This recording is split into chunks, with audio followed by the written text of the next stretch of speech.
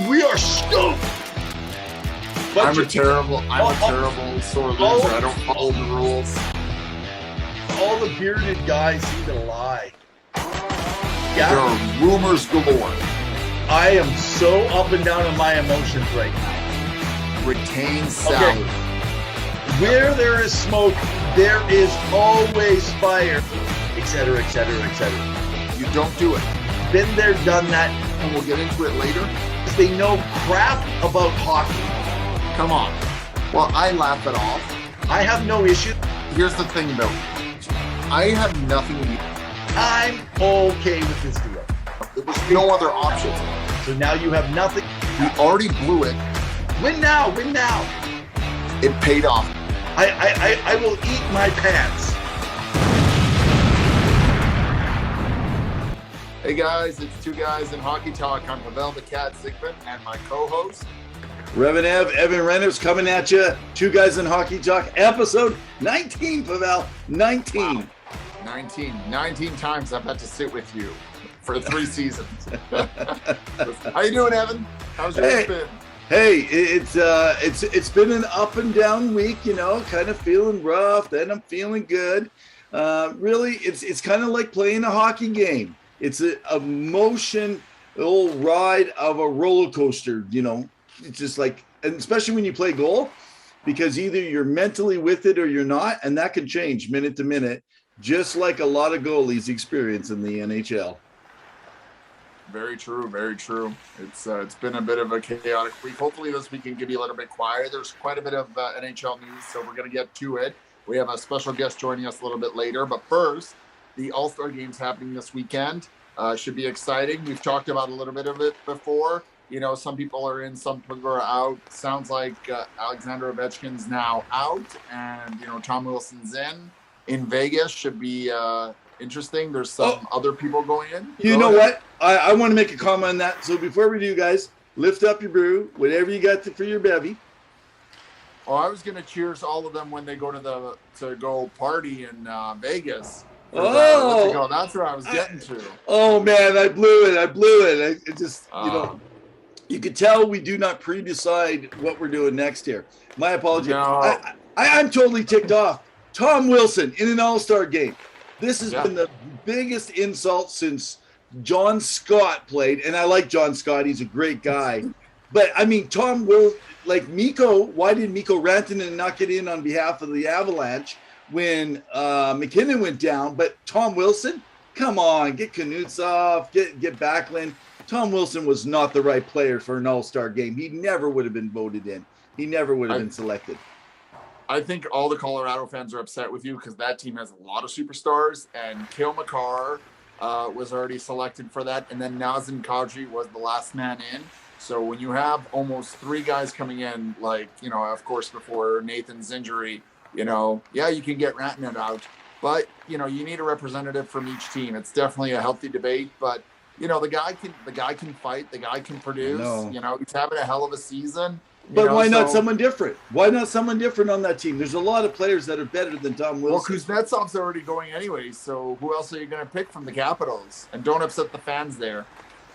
Yeah, it's not Scott. Who's the defenseman? Guys, help me out here. Dmitry Orlov? No. Their number one defenseman. Oh, John Carlson. Yeah, John Carlson. Did he make the list? No, he did not. Yeah. He was struggling. But, you know, it is what it is. There's some other players going in. Claude Giroux's going, Patrice Bergeron, Connor McDavid, Leon Draisaitl, Austin Matthews. It should be a fun weekend. So but there's no hockey for a bit. I was going to say that I'm actually a little embarrassed here. I know absolutely nothing about All-Star hockey because I'm asking everybody else the questions. Well, I mean, it should be a good time. We hope you enjoy it. I'm going to catch a few games and highlights from the day of. I got a couple other things on the go, but I am going to miss hockey, but it's going to be a good break. And then as soon as the All-Star break ends, it's full throttle to the end of the season for the trade deadline. And speaking of the trade deadline, there's word out of Montreal that Jeff Petrie potentially wants to trade out, you know, and he's got a few more years left. And, you know, he came from Edmonton and, you know, he's having kind of a down year, but last year he was elite. What are your thoughts, Evan? Do you think he ends up somewhere? Do you think he moves? Oh yeah, absolutely. They're gonna take advantage of this. Why not? Let's see if you can get a good asset. However, I'm gonna say if they can't get a top 2 round asset in the draft and or a decent player there that they feel is going to be on a long term, then they're not going to move them. That's fair. That's fair. Like, well, there's some talks. I mean, they're looking at a few others. Vancouver's looking potentially at being sellers, given where they are in the standings. That little Cinderella run with Bruce Boudreau, it is. That's kind of coming down, from the high, and they're still playing well. It's just they're kind of evened out, for what they are. They can't sustain that, and most teams can't, right? I mean, even the Florida Panthers lost recently to the New York Rangers, I believe yesterday. 5-2, as well as Colorado. Their big streak in the last month, and so they went 15-0-1. So it was pretty impressive, and they lost to the Arizona Coyotes. And we'll chat a little bit about them a little bit later with our guest. But two other things I wanted. Go. Oh, hey, you're just talking about trades. Friedman talked about in his 32 thoughts about the potential of Riley Smith leaving Vegas because of the contract, with Jack Eichel almost ready to come back in. So you guys got to be looking out. There is going to be some movement coming out of the Vegas Golden Knights franchise. Yeah, there's been rumors that they may take on Ryan Kessler's contract out of Anaheim to give him some cap relief. Yeah, that'd be an interesting one. But what are you going to pay for that? I mean, they've already given up a lot of their first-round draft picks, so there's not a lot. The one thing I did want to mention, and, we're big fans of both Sergei Zubov and Henrik Lundqvist, who got honored and their numbers retired for both of their respective clubs, so the Dallas Stars and for the New York Rangers. And Lundqvist, great goalie, changed a lot of the games. Maybe you can speak a little bit about his game and what he brought to the NHL. I think Lundqvist, his style of the butterfly goalie, he was one of those guys that was so poised. He was, in other words, the puck came to him. He wasn't actually a very athletic guy, but he was so sound mentally, the stability. He was always in the right position. A lot of people said, he was one of those most athletic. He wasn't a Dominic Hasek. He didn't have to be, because he knew where to be. If you guys are, a wannabe goalie, a beer league goalie, rec league goalie, I encourage you, go on YouTube. He's got some wonderful videos that he made just to help out the average person on YouTube to see really some different goalie movements. I used them back in the men's rec league day, and I'll tell you, even for an old guy that was getting older, some of those moves really helped me, and especially because I was shorter. He talked about those angles and cutting it down and when to move and your laterals. And he just loves the average fan. This guy is a fabulous guy, great ambassador for the NHL and hockey 100%. In general. 100%. And I think he'll have some kind of important role in the future, probably take a little time off with the New York Rangers organization somehow. I don't know how, but I know it'll happen. Although I do wish we got to see him in a Washington Capitals jersey. That's one of those things that, it would have been possibly happening, but, of course, with the heart condition. Yeah. And it was successful at the end. The other one I wanted to talk about a little quickly is Sergei Zubov, and just what kind of defenseman he was. And maybe even you guys can comment who you think was one of the best Russian defensemen, if Zubov even makes it in your top 3 teams, right? Or, was it Gonchar or what's his name? Vladimir Konstantinov, potentially. Patrick, one of the contributors to our page. Maybe he can fill us in. But what are your thoughts on the career of Zubov? Oh man, that guy was amazing. The slapper, his lateral movement, the way he worked on the edges of his skate. And the guy was confident. He, even when he'd let bad play by, he knew how to go back. He almost reminded me of a cheap version of a Paul Coffey. And I don't mean that in a bad way. I mean, much more affordable and can give you almost the same thing without the maximum points. So, good on him. Fabulous career. So, hey, our guest is about ready to come on. I just want to say something before we bring our guest on. 32 thoughts. We were just talking about Elliot Friedman. I think the NHL should just mess with him and just continue to allow new expansion teams into the NHL so that he gets so many thoughts that he's not going to be able to put together a weekly. It's going to have to be a monthly article. What do you think?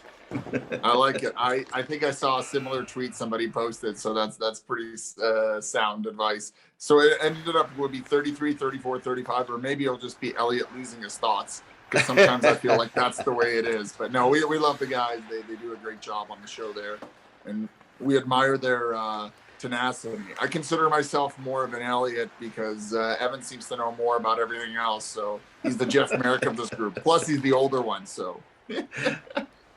All right, guys, I want to introduce you to our guest here. Our guest is Sean Fiery. That's fiery as he's fired up. And instead of me trying to introduce a lot of what he's been doing and why he brought interest to our show tonight, I'm just going to go ahead and let our questions and his answers speak for themselves. So, Pavel, what's our first question for our guest here tonight? First off, welcome and thank you for agreeing to come to the show. I don't know how Evan bribed you, and got you on. And it looks like you have the Stanley Cup. So did Tampa Bay forget to return it to the NHL, and you just got to hold it on for the rest of the year? This is probably the unveiling. I might receive a few calls later from the organization, but I figured we might as well unveil it on Two Guys in Hockey Talk. So we're very honored. We're very honored. It's a big deal. So well, hey, now I was going to say, Pavel, now we can say the Stanley Cup has been on our show. it's in the building tonight. Trying to keep it away from you Canadians. As long as you keep it full of beer, we're happy. Or whatever. What was it? One of the Tampa Bay players filled it up with like prawn or shrimp poutine or something. It was, yeah. I'm pretty sure that was Matthew Joseph. I think he put some poutine in it, and I'm not gonna lie. I watched that video, and I think the best I did was when we put some Honey Nut Cheerios in it, and I had a couple beers in it afterwards. So I haven't gotten to that level yet. That sounds amazing. So, before we get into your love for the game and the Tampa Bay Lightning, just kind of talk about what brought you to NHL and loving the Tampa Bay, and just in general, when your first love of hockey came about. Yeah, so it's my story's a little bit different than I said. I didn't really come to love or really even come to the game of hockey until about 2014. So I mean, I'm almost 30 years old, and so it's in my later years, I didn't play hockey. I had a few roommates in college that played on our club hockey at Auburn University. So I got a little bit of that there, but it wasn't until I was interning in Tampa, actually, one summer, and my dad's fraternity brother has had season tickets to the Lightning since day one back in '92. And they welcomed me in their own home that summer, and the Lightning got, I think, taken out in the first round that year, so it was pretty rough in 2014. But just starting to watch hockey and just really kind of keeping my attention, and that whole summer, just watching the Cup finals, it got me interested, and so then I kind of kept following the Lightning, and then finally, I got invited to my first Lightning game that 2015. I'm actually at a bar watching the Rangers Lightning Eastern Finals, and I've been watching the team, and my buddy's like, I go ecstatic when they beat them. I'm like, oh, we won the Cup Finals first time since 2004. I'm like, holy shit. And my buddy's like, hey, if you can drive 7 hours down from Auburn, Alabama to Tampa Bay, we got 2 tickets waiting for you. Go to one of the Stanley Cup games. And so I was like, does a bear shit in the woods? Yeah, I'm coming down. And I went down, and I'm talking about, this is my first real NHL game. Cup Finals, Game 2 against Chicago, 2015, in Tampa, and we're sitting lower ice, like maybe 10, 15 rows from the ice. Honestly, watching the Coils go off in that arena, the Lightning winning. I bought my first jersey that night. When they tell you to bring someone to a hockey game and they're gonna instantly fall in love with it, that's exactly what happened. And that's basically that game then basically just escalated kind of the rest of the story and a lot of money spent later. Wow, man, you just telling that story just gives me like goosebumps, man. I feel the shivers. For all of you that are watching and about hockey, this show is just not about the NHL. We're about all hockey. It could be roller hockey. It could be street hockey. We like to hear the stories. It's the nostalgia. Everyone, though, wants to get to that place of the NHL. And being a fan, I think that's exactly what we're hearing here from Sean. How exciting it is. So, by the way, Sean's going to share some stuff a little bit further into this here. But if you want to follow his stories and what's happening, you can follow him on Instagram now let me get this right. If this is correct, it's at the Blue Line Crew on Instagram. Correct, Sean? Correct it is. Okay, and just so you guys know, you can also follow my co-host, and it is at Color Avenue. However, I would suggest you follow him and then unfollow him because all he talks about is cats. So anyway, let's get back to Sean here. Okay, Sean, so what really attracted, I was on the Facebook pages of different clubs.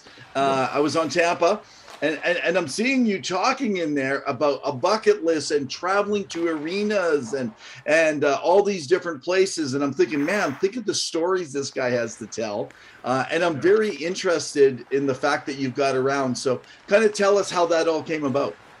Yeah. So, really after that whole kind of becoming falling in love with it, I was living in Fort Myers, Florida at the time. My first job out of college in a little retirement village down there in Southwest Florida, about 2 hours south of Tampa.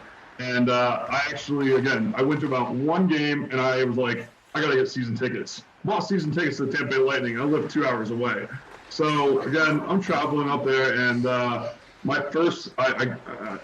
first game I actually go to is in Washington, and I'm with my dad, and we're just having a grand old time. I go in for a weekend. It's like a Saturday night. We're in DC. It's December. It's cold, and it was just one of the more like just awesome experiences. Like again, going in an away environment, getting the eye rolls, getting the looks, getting some of those chirps. It was awesome. Going out into the hotel lobby and just kind of being like, okay, let's get this going. Let's do this thing. And so one thing led to another, and then I ended up moving to New Orleans. So I left Florida, still had my season tickets, did a job in New Orleans, and one of my buddies that was working with me in Florida, I was like, hey, like the schedules just came out. I want to go to Chicago. Like I've never been to Chicago. It's a weekend series. Like let's go to Chicago. And I've heard so much about the Blackhawks and United Center and all of that. So we go on a weekend trip up to Chicago, and honestly, that's where it kind of like it just jump started from there, because this is probably one of his first few hockey games as well. And like after it, he was like, "Yeah, we got to do more of this. Like, we got to go into the territory." Like I think in Chicago, there's a video of me. We're like center ice, 4 or 5 rows on TV, and like one of the guys just got in a fight with one of the Lightning, and it's all red, and you just see this little guy in blue, aka me, and I'm just giving the bird. And basically it's on like TV, and I'm just like, oh great, yep. So now I'm just that rowdy fan. Like is like I don't think it's ass kicked basically here in Chicago. I'm lucky to have said that we survived probably as many venues as we have, just surviving Chicago that one trip. Okay. So you do wear the Tampa Bay logo any game you go to, correct? You're a diehard Tampa Bay fan, or would you be open to like getting a different jersey and being a collector? Oh no, it's Tampa Bay jersey. I wear. I go like even when I'm walking around the city that weekend, like before the game, even after the game, I'm doing like Tampa Bay beanie. I got like the Adidas pullover jacket on. I've actually like one of the trips. I think I actually walked into a bar like a couple hours before the game, and people thought like I played for the Tampa Bay Lightning. Just how officially like Adidas-y dressed I was. So no, it's full Tampa Bay. Like I go in there but I will say, probably going back to that Stanley Cup game, I do sit as low as I possibly can, because I know that I do get a little chirpy, a couple beers, a couple brewskis. That's how I survived the 14 trips that we've done so far to the States. So yeah, that's about where we're at. So you said 14. So yeah. are you tell us what are the ones that you've been to? You mentioned two. So actually, so in the last 2 years, since the NHL resumed after COVID, I've done 7 of them since COVID. And we had actually done 3 right up to COVID. We were in Boston, so we did, what was that, 2020? Yeah, so 2020, I flew to Colorado, did an all-night bender, got on a morning flight, flew back to Arizona. Next weekend, I'm in Arizona, and then 2 weeks after that, I'm in Boston. Literally that week after they canceled the season or they cut it off. And so that was that. So, and then we go into this year, or 2021, the new season after the whole, 2020 Cup season. And we do a flight to Columbus, Nashville, Detroit. Was one of 500 fans. Was one of 500 fans of the Detroit game. This year we've done Buffalo, Pittsburgh, and then I just got back from LA and San Jose. And then there was I think we did Chicago, DC, Dallas. Probably missing maybe 1 or 2 in there, but yeah, that's kind of where we've been all over the place. So with this experience, do you find that some of the other arenas stand out? Was the atmosphere a little bit different? Yeah. Do you find that you're gravitating to ones that are a little bit more funner in terms of the vibe? Perhaps the goal horn that you enjoyed, or most importantly, was the beer best anywhere, specifically in Boston, and why? I mean, I'm not gonna lie. So Boston was being at TD Garden, you look up in the rafters, you see all the, you see the history of the Bruins, the Celtics, just all of those sports. And it was a while. I mean, I'm not gonna lie. I think I still remember being at a pizza joint at 2 a.m. after we beat them that night in South Boston and still getting I'm still wearing Lightning stuff. It's 2 a.m. We're at a pizza joint in South Boston. Probably again, surviving, not sure how I am. But again, FUs, getting a couple, 30 looks. I'm surprised. I think maybe there might have been a slice of pizza. I think we actually got kicked out of a group of bars the night before the game because I wasn't wearing a jersey, but I had a pullover on. They said I was a little drunk. Pretty sure I wasn't. I think it was a little discrimination against Tampa Bay fans for saying. But they had a security guard follow me along the street of bars because the same guy owned them. And they're yeah, don't let these guys in. They can't go in anywhere. And so Boston wasn't one of the more welcoming places, I'll say that much, just in general. That sounds normal with Boston. I just some of the stories, even our buddy, our boy, play-by-play broadcaster for the Hartford Wolfpack's been on our show, Alex Thomas. He's a Boston boy. And when he talks about what those guys are like out there, I've heard from the fans for baseball and you name it out there. So, okay. So here's a question for you. A lot of people have this bucket list. They have this passion. They might've been to 2-3 arenas. How do they become like you? How do they grow up and become Sean Fiery and be able to get to these places? How are they going to do that? What are you going to give them for advice on how to do this? Yeah, I mean, I think, again, I mean, I'm as someone who works a full-time job, I'm actually getting my MBA right now in school, and I'm still doing all this traveling. So I think, honestly, probably my saving grace is not having a wife, not having a girlfriend in my life. That gives me a little bit of open time in my life. Gives me a weekend with the boys. Be like, hey guys, we're going to Boston this weekend. We're going to Colorado. Hey, just jump on a flight. Your wife and your girlfriend may hate me. Probably won't get invited to that future wedding. But we're going for a hockey trip. So honestly, this has been something. I think I would say I mean, most times whenever that schedule, it's Christmas Day in my world is NHL schedule being released now. It's when that schedule comes out, I'm okay, I got flights up here, hotels over here, schedules over here, and I'm looking at what available weekends that I can and I try to do this year we've done it's Buffalo one night, next night's in Pittsburgh. I'm can I fly to one city, do one game, drive down, do 2 games? Even in Anaheim and San Jose this past couple weeks ago, again, back-to-back nights. So that's how I've tried to make it work, more weekends and trying to do back-to-backs. Especially now it's becoming cheaper for me to fly from Arizona to any of these places than actually go see a game in Tampa just because of the success that they've had recently. Yeah, interesting. So now with with COVID rules and everything, once they kind of lessen in Canada, is there a team that you'd be more willing to check out first, whether it be the Montreal Canadiens to see the rematch, or perhaps Toronto, or would you make it out west to see maybe Vancouver or Calgary, or even the heart of Edmonton where you won the cup again in 2 years ago?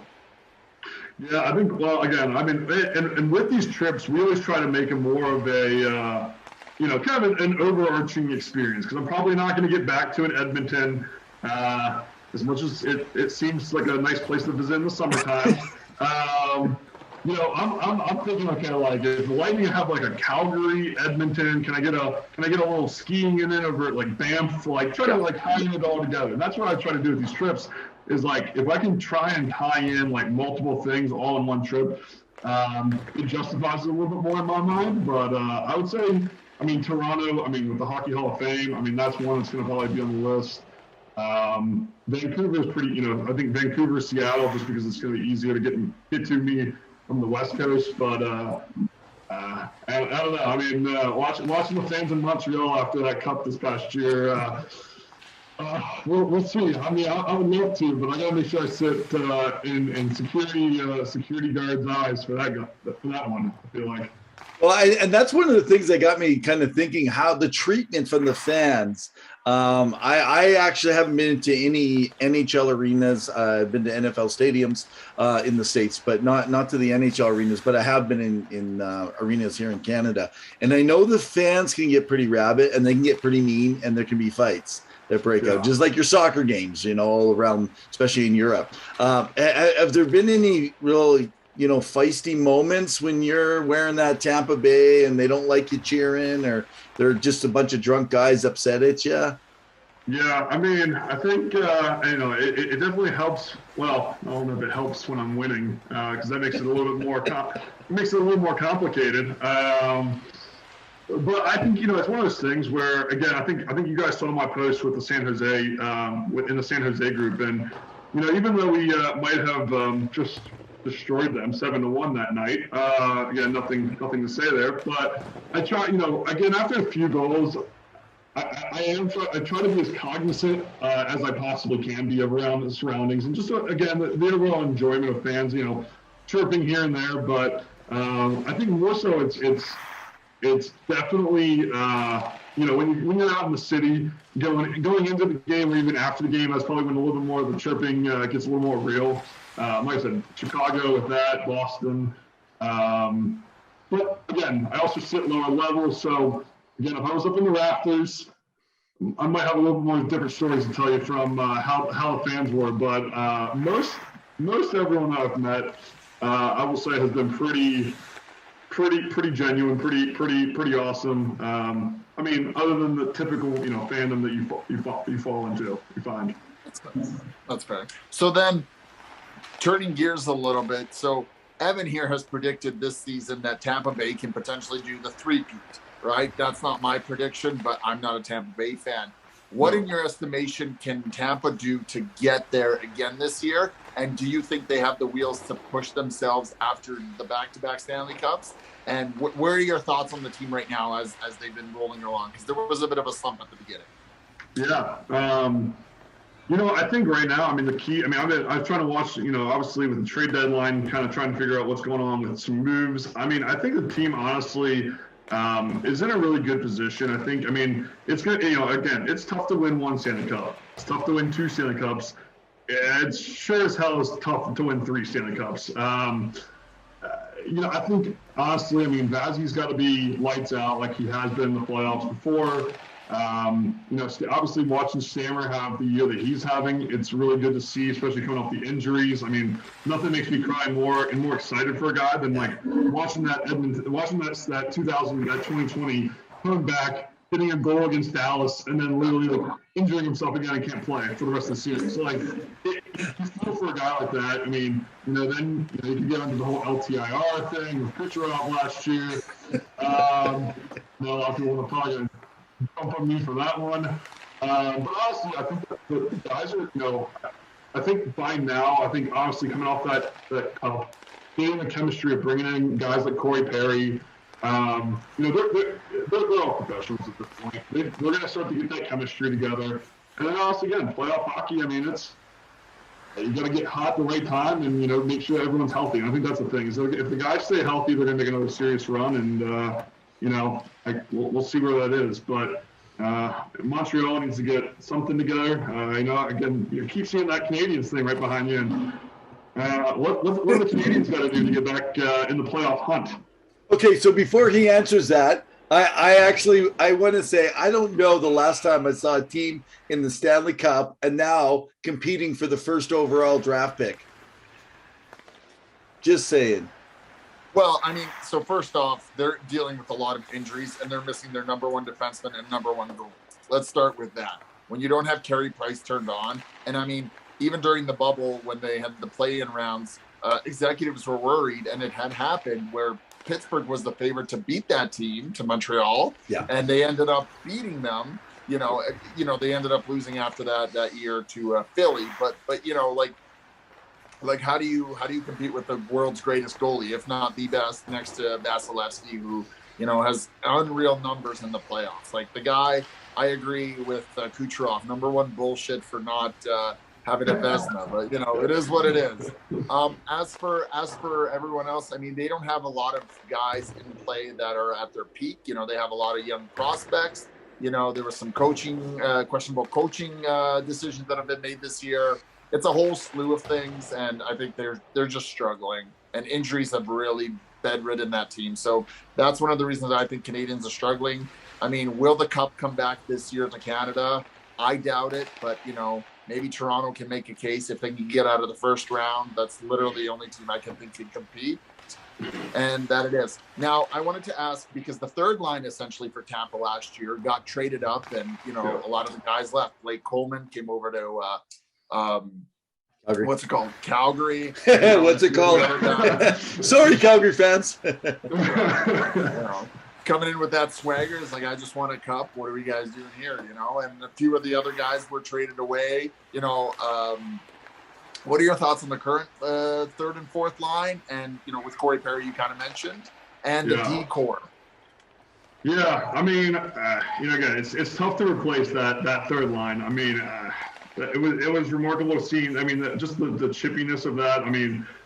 But I mean, I do think that obviously now having guys still like the Pat Maroons and the Corey Perrys, I mean, from a physical presence gives Tampa Bay an edge in that aspect. And then any time that you can send out Sergachev and Hedman from a defensive core, I mean, obviously Hedman's now going back to the All-Star game this weekend. This weekend. Kind of trying to think about. It's crazy. It's crazy. It's February. That's crazy to think, but. I think from a defensive side, I mean, I would say anytime we can send out Hedman and Sergachev, I mean, I'm not too worried about that aspect. Again, I'm trying to think even who else. We've had to make some moves that to kind of bring up some guys here and there, but I think overall team wise, I'm feeling pretty confident. Hopefully, we'll see. So let's talk about.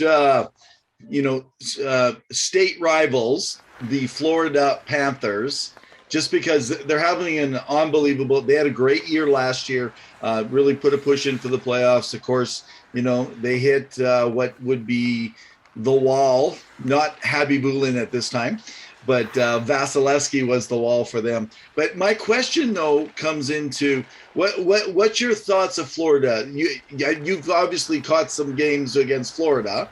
How do you feel that they stack up? Because if anyone's going to stop Florida, Tampa's really the only team I think that's going to be able to stop them this year. Yeah, I mean, I'm just happy to see the state of Florida. I mean, again, you look at the top two or three teams in the league right now are the Florida Panthers and the Tampa Bay Lightning. Yeah. I know a lot of people don't like to see that, especially since we don't. Everyone hates playing on our ice, and it gets a little humid in there, and all the other things or excuses you want to talk about. But honestly, it's great. It's great to see. I mean, even I was just back in Florida over Christmas and just kind of driving around and just seeing even the presence of youth hockey now. that the Lightning and the Florida Panthers success has done. I mean, I know we're kind of jumping away from the question, but like just the success of those two programs right now is growing the sport of it's growing the sport of hockey in Florida, which is going to be great. You know, more American-born hockey players are coming to the league. It's going to be great to see. It's a good thing for Florida, but Panthers, I mean, they scare me. You know, I mean, it's just, I mean, even that playoff series, I mean, even every game is the chippiness. I mean, they realize that they're 3 hours, you know, 2.5 hours from each other. And I remember going to a Florida Panthers, going down to a Florida Panthers game, and you could get a cheap ticket for $20, you know, maybe second row, and it was great. And now to see them, I mean, I think, you know, who was the rapper the other day that was, you know, I mean, he was getting into it the hockey game the other night. It's great. Oh yeah. It's I think it was not I can't think of who it was, but you know, they're a little twerking in the club box at the Florida Panthers game. I mean, it's great to see. It's good entertainment, but they scare me. I mean, they're a team they're chippy, they're fat. I mean, they're fast. That's the one thing is that I remember watching that first series last year, and just, I mean, you give those guys a breakaway, they're going to take advantage of it full time, and that's where you got to be. You got to be consistent with your play on defense, and you know, be aware of where those guys are on the ice at all time.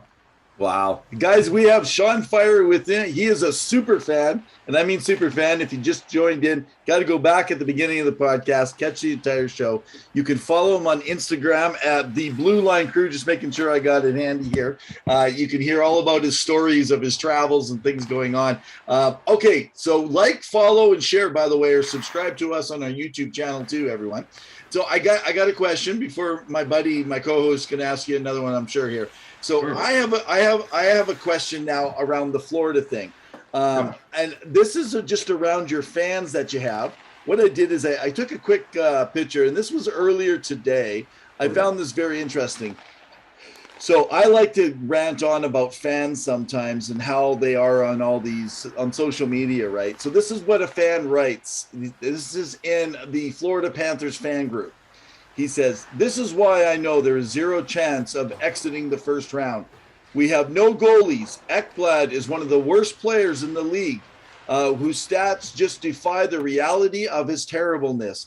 We have the worst power play setup in the league, and the refs let teams do whatever they want to us, especially the northern teams, which is almost certainly who will be playing. And it's just an impossibility that we can't be the best of any of the best playoff teams out there in 7 games. I cannot fathom if and when watching in 30 years we'll ever have a chance." Do you have fans like that in the Tampa Bay groups too? Oh, 100%. I mean, I think, like, again, you got on message boards of Tampa Bay Lightning. I think, I'm trying to think of the timing wise, whether it was maybe the beginning of the year. I mean, I swore that John Cooper was about to get fired. Probably if the fans had their way, we were gonna get fired Cooper. We're Stanley Cup champions back to back. We should be be just kicking everyone ass, and we're losing games. And I'm like, guys, it's 82 games. Settle down. Everyone just chill. Let's the roof is not on fire, as we want to say. There's plenty of those fans that, you know, I think it's like we lose one game. I mean, we could be, you know, we could lose one game. You go on the message boards and it's like, oh, we need to get rid of Coach Cooper. We need to get rid of the team. They're not playing. There's no chance. I'm like, guys, there's one game.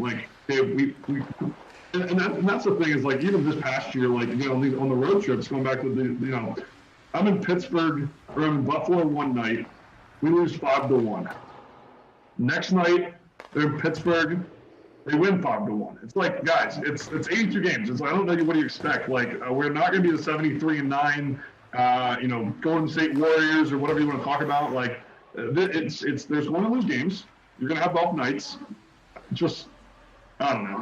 We have a lot of those fans, and that probably goes back to just the Florida-ness of them. Again, you know, whenever we still fill a stadium, and we're getting better, but there's still a hefty amount of away fans that enter the arenas in Florida, just because of the snow roads and all that. So I think it's a little bit at their heart, whether they want to admit it or not. They probably haven't been a Lightning fan. They probably were some other fan, and now they're just kind of, you know, bitching and complaining. So.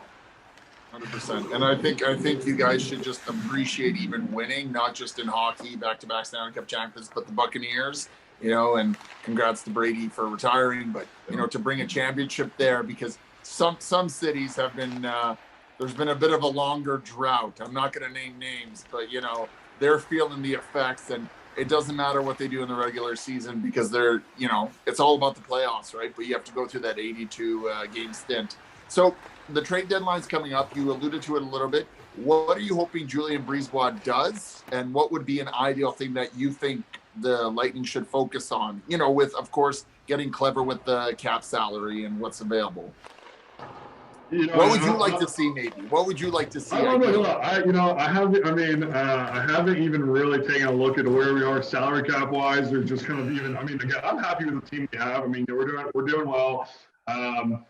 Who needs an extra goalie when you just send out Vasilevsky for 20 something games in the playoffs, every night? You don't really need a backup goalie.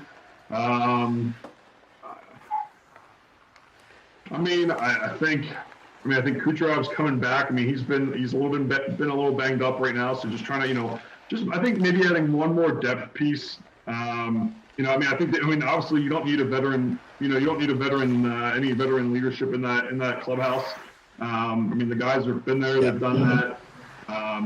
Honestly, I think, maybe they add just one more guy on the third or fourth line just to get a little extra depth. But even if we can't, I think we're in a good shape. I think you hold tight, and just keep getting guys healthy. Or you add one of those guys that could maybe be a healthy addition to the lineup. Absolutely. Go ahead. Do one last question. We have to do a wrap. Two names just to keep an eye on. I'm not necessarily saying that they're going to be there. Claude Giroux, and I know he's been linked to Colorado, but he is chasing that cup potentially, as well as Joe Pavelski. Just think of those two names, because I could see one of those guys potentially ending up in Tampa, if not somewhere else. No, that would be. I think seeing a Pavelski would be interesting. I think it would be a nice little. And who knows? Bringing the beer to Tampa, I love it. So I just want to emphasize to all of our followers and people who are checking out our show on a regular basis or on our Two Guys in Hockey Talk Facebook page.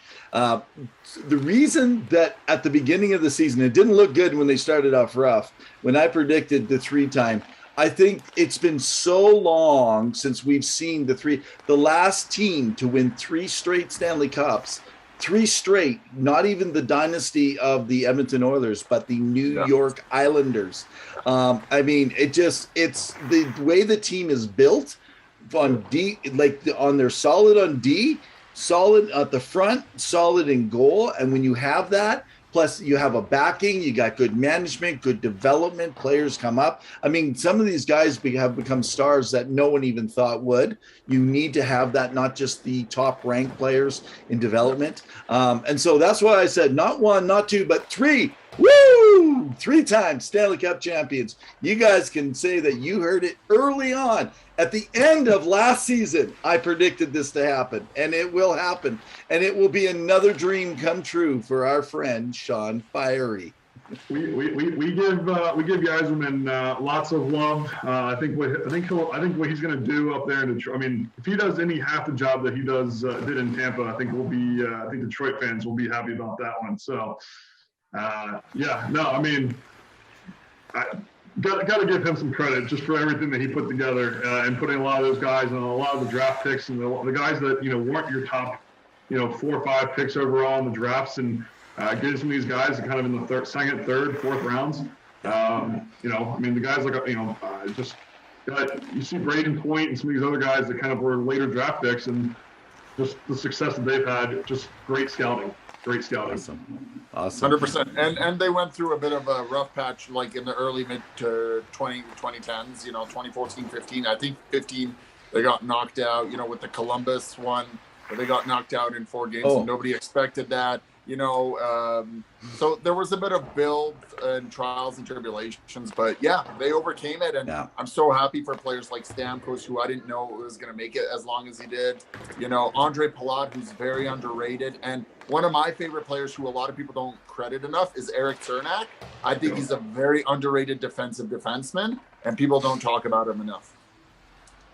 100% agree. That sweep by Columbus brings back some tough memories. But it made up for it in that 5 overtime game 1 of the playoffs in 2020. So that made up for it. And I think I actually was being at a Columbus Pittsburgh game. I wore a Lightning jersey, and I know I was supposed to do that. That's an idea to wear another jersey at a different hockey game. But there happened to be some Columbus fans. I kind of forgot about that, and I think I got tripped more for being at a not Lightning game, just definitely after that series. So that still one holds a tough place in my heart a little bit. Well, Sean, thanks so much for joining us. We're going to have to call it a wrap. As we say, we should not be called Two Guys in Hockey Talk. We should be Two Guys and Overtime, because we've gone overtime again. Any last thoughts, Pavel? No, thank you, Sean, for being on the show. I'm sorry you had to listen to my co-host yamble on, or whatever the hell he does, because I don't know what he offered you, but thank you for coming on.